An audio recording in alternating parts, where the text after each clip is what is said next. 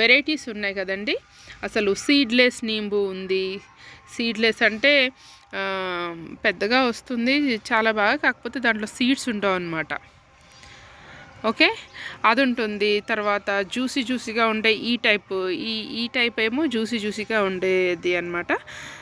అంటే పీల్, దాని తోలు అనేది సన్నగా ఉంటుంది, గుజ్జు ఎక్కువగా ఉండి రసం ఎక్కువగా వస్తుంది అనమాట మనకి.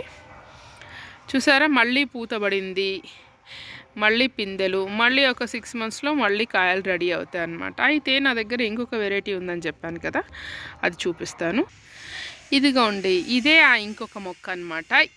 దీనికో స్పెషాలిటీ ఏంటంటే, దీన్ని నేను కొమ్మతో పెట్టానండి. కొమ్మ బతికింది.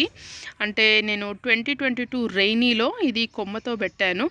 దీంతో పాటు ఇంకొకటి వచ్చింది, అది ఎండలకు